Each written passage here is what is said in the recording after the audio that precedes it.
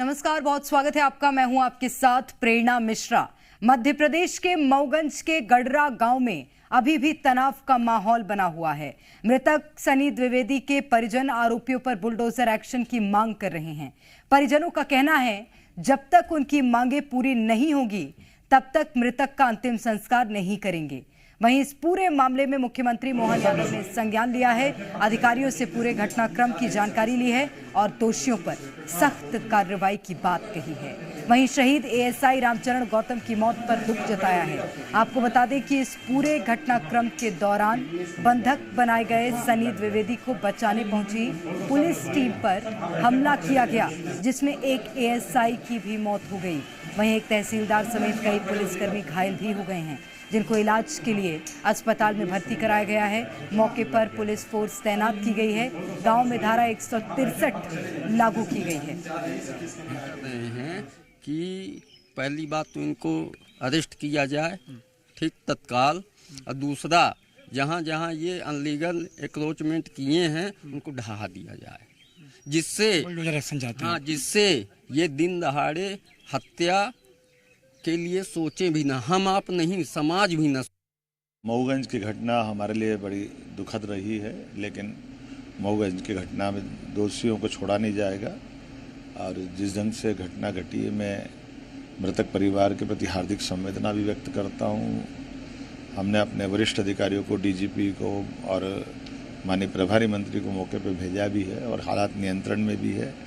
जहाँ कहीं भी लाइन ऑर्डर की स्थिति बनती है, हमारी त्वरित गति से न केवल कंट्रोल की स्थिति बनती बल्कि सुशासन के माध्यम से हम हर वर्ग की गारंटी लेते हैं। मैं मान के चलता हूं कि मध्य प्रदेश सरकार संवेदनशील सरकार है। तो मऊगंज में खूनी गदर देखने मिली है, पुलिस टीम पर हमला किया गया। मऊगंज मामले में रीवा रेंज के डीआईजी साकेत प्रकाश पांडे का बड़ा बयान सामने आया है।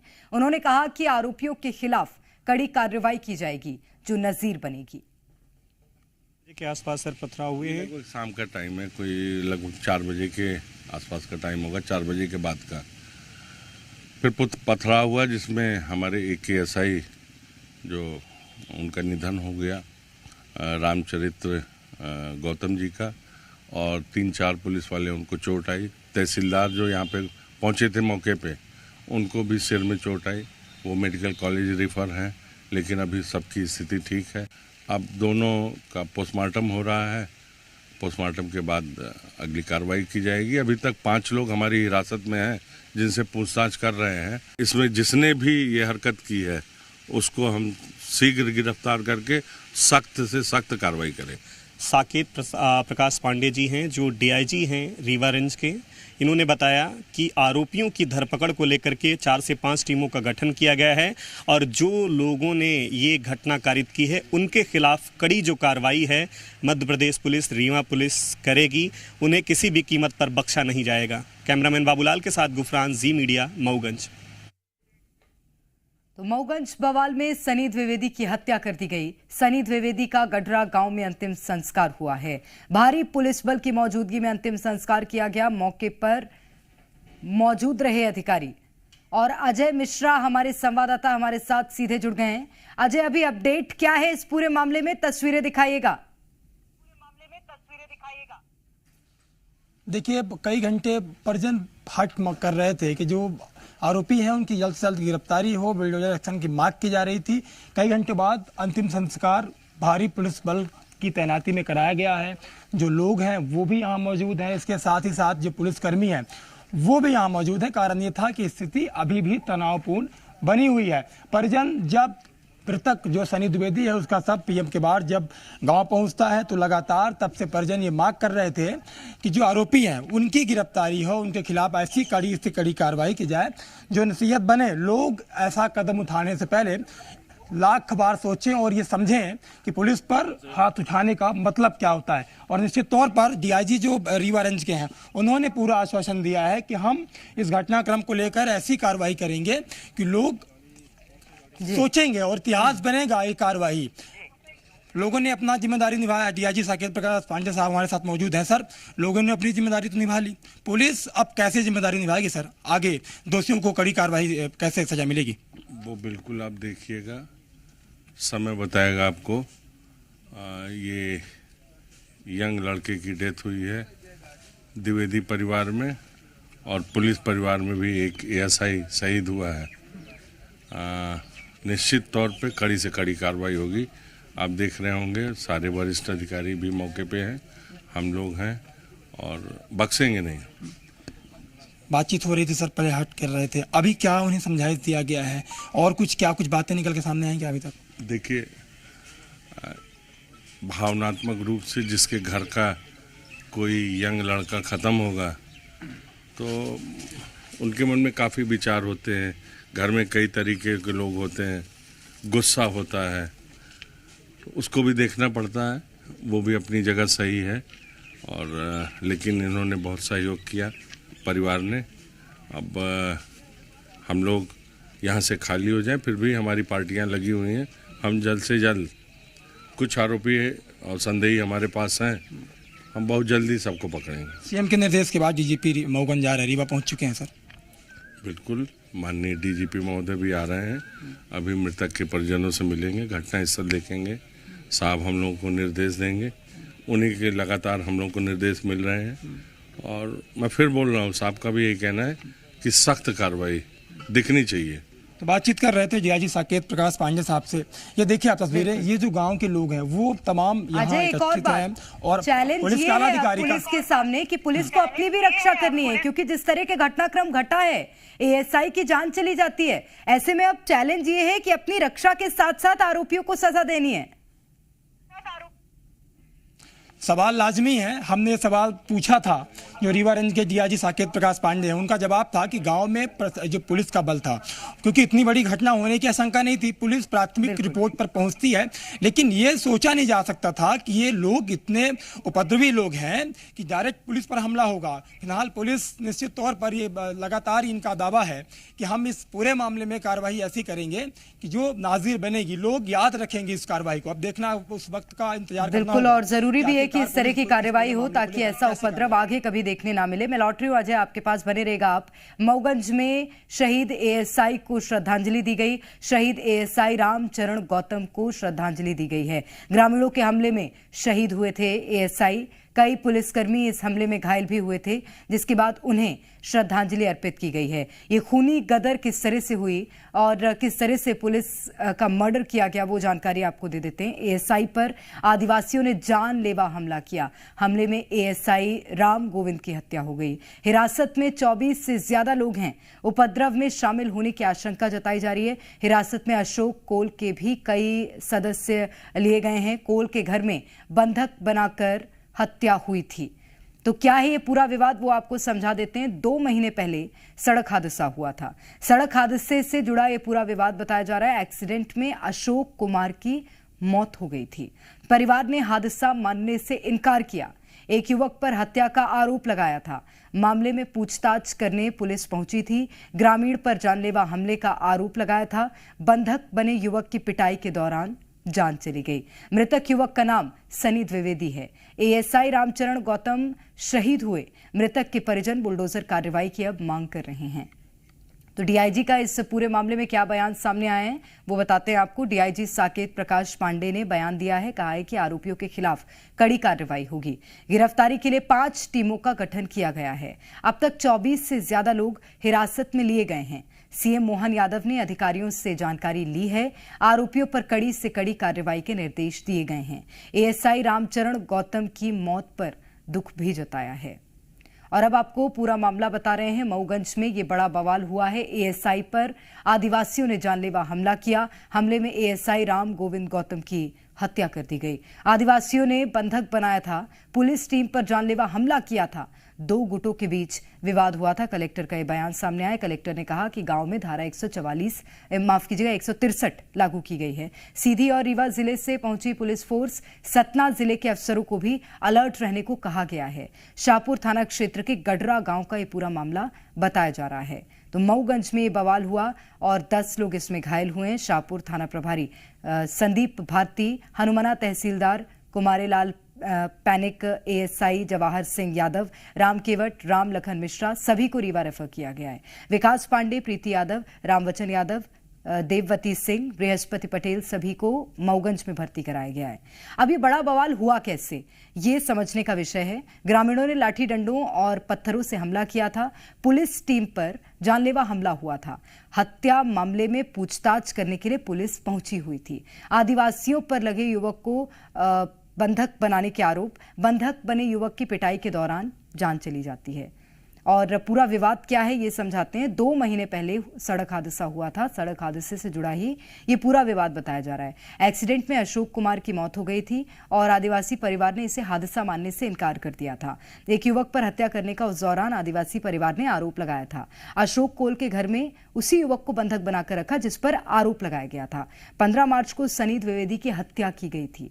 सनी द्विवेदी की हत्या के बाद पुलिस मामले में पूछताछ करने के लिए वहां पहुंची हुई थी और इस दौरान पुलिस की टीम पर भी हमला कर दिया गया। 10 लोग घायल हुए थे। आदिवासियों पर जानलेवा हमला करने का आरोप है। बंधक बने युवक की पिटाई के दौरान जान चली गई थी। और बवाल की बड़ी वजह क्या है वो समझना जरूरी है। आदिवासियों का आरोप क्या है वो भी हम आपको समझाते हैं। आदिवासियों ने गांव के ही एक युवक को बंधक बनाया। पुलिस प्रशासन के लोगों को भी बंधक बनाया। 2 महीने पहले युवक की हत्या की थी। परिवार के सदस्य की एक्सीडेंट कराया। पुलिस ने कोई कार्रवाई इस दौरान नहीं की थी, इस तरह का आरोप आदिवासियों ने लगाया है। और इसी बात से गुस्साए आदिवासियों ने बंधक बनाया था। और बंधक किसको किसको बनाया वो हम आपको समझा देते हैं। एएसआई राम गोविंद गौतम को, तहसीलदार एसडीओपी अंकिता सूलिया को, शाहपुर थाना प्रभारी संदीप भारतीय को, एएसआई जवाहर सिंह यादव, पुलिसकर्मी बृहस्पति पटेल, एक एएसएफ के जवान को भी बंधक बनाया गया था।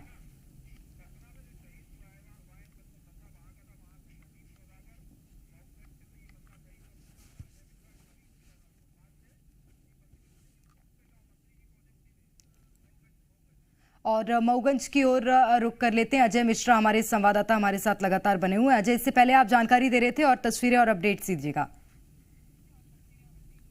निश्चित तौर पर देखिए, प्रभारी मंत्री जो हैं वो मऊगंज कमल पटेल पहुंचे हैं। विधायक मऊगंज प्रदीप पटेल भी हैं। तमाम जो पुलिस के आला अधिकारी वो भी हैं। कारण ये है कि दुखद घटना थी और वो परिवारजन जो पीड़ित परिवार है जो उनके प्रति शोक संवेदनाएं व्यक्त करने यहाँ पहुंचे हैं। ढाढ़स दिलाने पहुंचे हैं कि आप निष्फिक्र रहें, मध्य प्रदेश में मोहन की सरकार है, न्याय मिलेगा और जो दोषी हैं उन पर कड़ी कार्रवाई होगी। ये सीधा संदेश जो पीड़ित परिवार हैं उनके लिए है। तो निश्चित तौर पर देखिए, जो आलाधिकारी थे अभी तक वो लगातार मोर्चा संभाले बैठे थे, क्योंकि भोपाल से डीजीपी का भी मऊगंज आना हो रहा है। रीवा वो पहुंच चुके हैं। इसके साथ ही जो मऊगंज में प्रभारी मंत्री उनका भी आगमन हुआ है, वो भी पहुंचे हैं मऊगंज। इसके साथ ही विधायक साथ में है। तमाम पुलिस के आला अधिकारी और प्रशासनिक अमला वो यहाँ मौजूद है। निश्चित रूप से तो यहाँ पर प्रभारी मंत्री भी मौके पर पहुंचे हैं। पीड़ित परिवार से प्रभारी मंत्री ने मुलाकात की है और जैसे ही कुछ बातचीत करें मीडिया से अजय, मैं आपके पास लौटूंगी, लेकिन नजीम सौदागर की ओर रुक कर लेती हूँ। सतना से नजीम सौदागर हमारे संवाददाता हमारे साथ बने हुए हैं। नजीम, भयंकर हिंसा हुई है मऊगंज में और उसका कनेक्शन सतना से भी सामने आया है। क्या स्थिति है वहां की, क्या हालात हैं परिवार के, बताइएगा।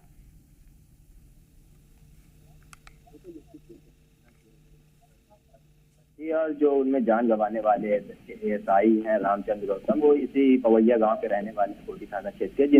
इस घटना के बाद से बता दूं, प्रेरणा पूरा जो है घर ही नहीं बल्कि पूरा गांव मातम में पसरा हुआ है। इस खबर को सुनने के बाद से इलाके में जो पूरी तरह से सनसनी फैली है और जिले के जितने भी बड़े अधिकारी समेत जनप्रतिनिधि सभी लोग पीड़ित परिवार के घर पहुंचे। जी मध्य प्रदेश छत्तीसगढ़ में उनके घर की भी तस्वीर दिखाई थी। लेकिन प्रेरणा इस वक्त जो है उस जगह पे मौजूद है जहाँ पर अंतिम संस्कार किया जाना है। ये मैं बता दूं, ये जो पुष्प है ये पुष्प रखे हुए जहाँ पर राजकीय सम्मान के साथ उनको पुष्प अर्पित करके श्रद्धांजलि अर्पित की जाएगी। ये वो स्थल है जहाँ पर जो उनको अंतिम संस्कार किया जाना है पूरे जो है राजकीय सम्मान के साथ। और प्रेरणा ये देखिए दिखा दो, यहाँ पर कुछ पुलिसकर्मी भी बैठे हुए हैं, साथ ही स्थानीय लोग भी हैं जो यहाँ पर जो राजकीय सम्मान को लेकर के पूरी तैयारियां कर रहे हैं। उनके अंतिम संस्कार किस तरह से किया जाना है, क्योंकि घटना बेहद ही दुखद है। और एएसआई जो है ड्यूटी पर तैनात थे जब उनकी जो है जान गई और इस तरह से तमाम चीजें हैं। यहाँ पर पुलिस अधिकारी वरिष्ठ अधिकारियों के निर्देशन में तमाम पुलिसकर्मी की ड्यूटी लगाई गई। यहाँ पर एएसआई समेत एएसआई सारे पुलिस अधिकारी मौजूद है, कुछ लोकल के भी लोग मौजूद हैं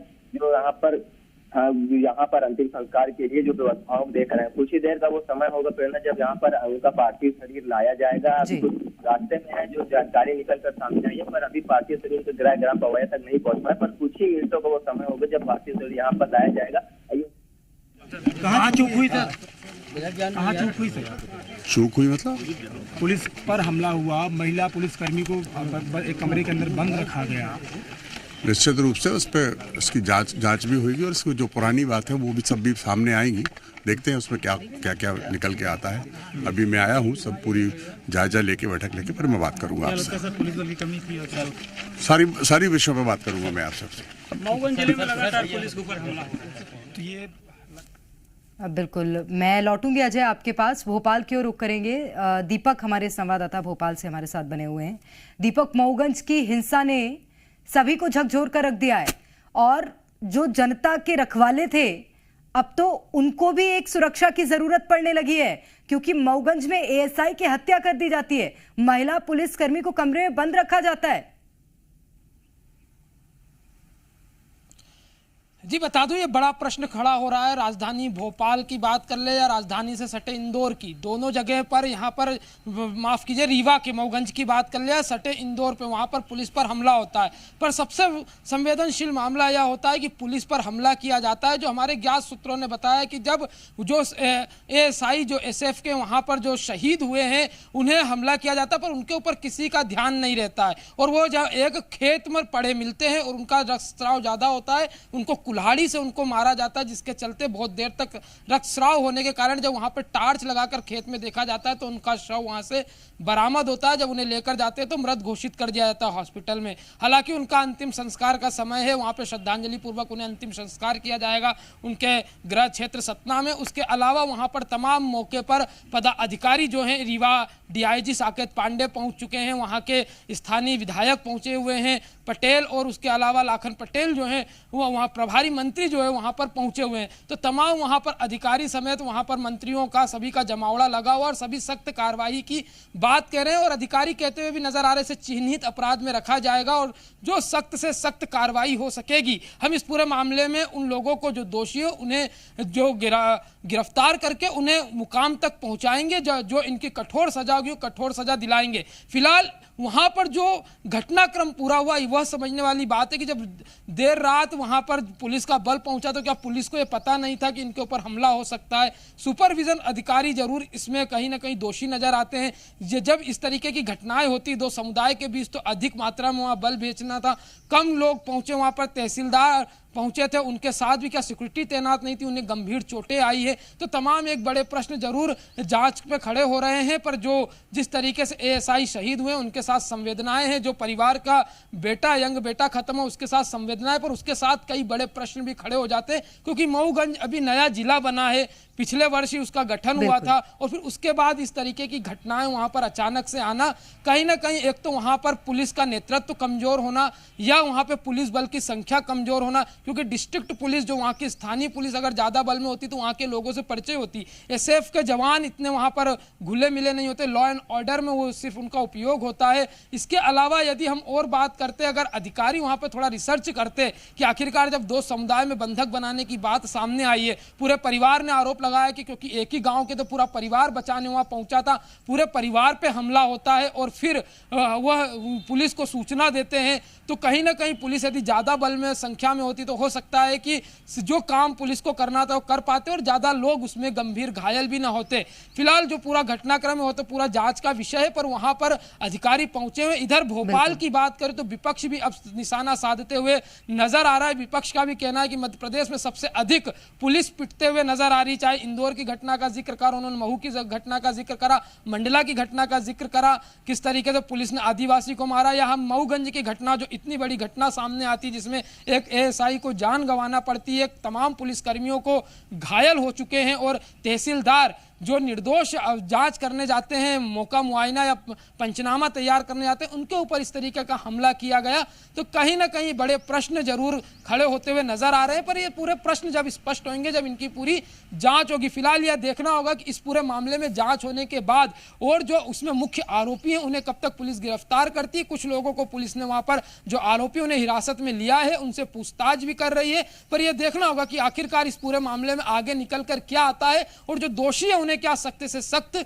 सजा सुनाई जाती है और कैसे इनको ट्रीट किया जाता है कि उस क्षेत्र में एक नजीर पेश हो कि यदि आप पुलिस के ऊपर हाथ उठाते हैं, यदि आप प्रशासन के ऊपर हाथ उठाते हैं, यदि आप अनावश्यक किसी को मारते हैं, तो हम इतनी कठोर कार्रवाई करेंगे कि उनकी आने वाली पुस्तों की भी रूह कांपेगी। तो यह एक नजीर जरूर जरूरी पुलिस को बात वहां आपने पेश कही करना है होगी। दीपक, और इस पर अब आगे प्रशासन और पुलिस की टीम किस तरह से ध्यान देगी जरूर देखना होगा। ये तस्वीरें हम आपको सतना से दिखा रहे हैं, जहां पर राजकीय सम्मान के साथ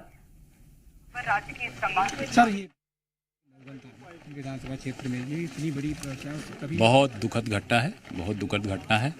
हमारा एक पुलिस के कर्मचारी शहीद हुए हैं और एक हमारे यहाँ आपने देखा है अभी एक अंतिम संस्कार में हम लोग उपस्थित हुए और जो भी इसमें कार्रवाई है वो सारी कार्रवाई होगी। हमारे वरिष्ठ अधिकारी यहाँ पहुँच गए हैं, प्रभारी मंत्री पहुँच गए हैं, डीजीपी आ रहे हैं, सारे वरिष्ठ अधिकारी हैं और इस घटना पे सब बराबर नज़र बनाए हैं। माननीय मुख्यमंत्री जी के भी संज्ञान में है, वो भी इस पे बराबर जांच कर देख रहे हैं। तो मुझे लगता है कि सख्त से सख्त जो कार्रवाई होगी होगी। सर कुछ समझ में आया आपको, क्योंकि आप तो लगातार लोगों के बीच जुड़े रहते हैं, हर आदमी आपके संपर्क में रहता है सर, छोटी मोटी समस्याएं आप सुनते हैं, क्या कभी सुनने में आया था कि ऐसा विवाद चल रहा है इनके बीच? नहीं, देखिए पुराना कोई विवाद है उसको इससे जोड़ना है वो अलग बात है, पर उस समय के विवाद को लेकर के यहाँ पे किसी को बंद करना उचित नहीं था। पर अब देखने वाला विषय ये है कि किन कारणों से और क्या पुराने विवाद को लेकर के जोड़ करके है, तो जांच में जो भी आएगा उस सब पहलू पर नज़र रख करके और जो कार्रवाई होगी वो की जाएगी। महिला अधिकारी थे उसको भी बंधक बना? हाँ बिल्कुल बिल्कुल, तभी तो ये आज देख रहे हैं आप पूरे अधिकारी यहाँ पर हैं। कल रात को ही हमारे एसपी, कलेक्टर, आईजी सारे लोग पहुँच गए। तो बिल्कुल पुलिस के साथ अगर ऐसा कोई व्यवहार होता है तो गलत है और उस पर जो भी कार्रवाई होगी। कार्रवाई ऐसी होगी पन्नों में दर्ज हो जाएगी? नहीं नहीं, सख्ती के साथ कार्रवाई होगी। तो ये मऊगंज विधायक प्रदीप पटेल जो ये कह रहे थे कि कार्रवाई ऐसी हो जो सख्ती के साथ कार्रवाई होगी और कोई बख्शा नहीं जाएगा, ये बयान है मऊगंज विधायक प्रदीप पटेल का। पटेल मऊगंज विधायक वो भी वहां पर पहुंचे हुए हैं और इस पूरे घटनाक्रम पर अब जो प्रशासन है वो अलर्ट नजर आ रहा है। कार्रवाई करने की बात कही जा रही है, लेकिन कार्रवाई आखिर कब तक होगी ये जरूर देखना होगा। ये तस्वीरें हम आपको सतना से दिखा रहे हैं और अजय मिश्रा हमारे संवाददाता रीवा के मऊगंज में इस वक्त मौजूद हैं। अजय, एक और जानकारी चाहूंगी क्योंकि एक ही गांव में ये आपसी विवाद हुआ था जिसके बाद इस तरह का खतरनाक घटनाक्रम निकलकर सामने आया। वो आरोपी हैं कहां और अभी तक उन पर क्यों कोई एक्शन, सख्त कार्रवाई नहीं की गई है? घटना होती है इसके बाद से ये लगातार आरोपी फरार हो जाते हैं। तस्वीर दिखाते हैं, ये वो एरिया है जहां वो रहते हैं। ये आपस में उनका आदिवासी परिवार जो है वो समाज के लोग वो उस एरिया में रहते हैं। वो जो युवक था जो सनी दुबे, वो इस एरिया से निकलकर उस एरिया में गया था किसी सामान को लेने और यही कारण था कि युवक को जब अकेला देखे तो वो उसके साथ पूरी घटना को करित किए। इसके बाद जब ये पूरा हादसा होता है, ये घटनाक्रम होता है, उसके बाद से लगातार फरार थे। कल जब देर रात हम देख रहे थे कि पुलिस घर घर जाकर सर्चिंग कर रही थी कि कहाँ है वो युवक जो उपद्रवी हालत में पकड़े गए थे, जिन्होंने पूरी घटना करी है, उनसे बातचीत करनी थी। उस पूरे घर में सन्नाटा से पसरा है, मानो ऐसा लग रहा है कि पूरा गांव का गांव पलायन कर गया हो। तो कुल मिलाकर वो नजर आए, छोटे छोटे बच्चे नजर आए, घर के अंदर महिलाएं नजर आई, बेटियां नजर आई, लेकिन पुरुष कोई नजर नहीं आया। फिलहाल पुलिस का दावा है कि उन्होंने कई संदिग्धों को हिरासत में लिया है, 100 से अधिक सस्पेक्टों से पूछताछ की है। निश्चित रूप से, और कब तक आरोपियों की गिरफ्तारी होती है देखना होगा। बहुत शुक्रिया आप सभी का तमाम तस्वीरें और जानकारी साझा करने के लिए।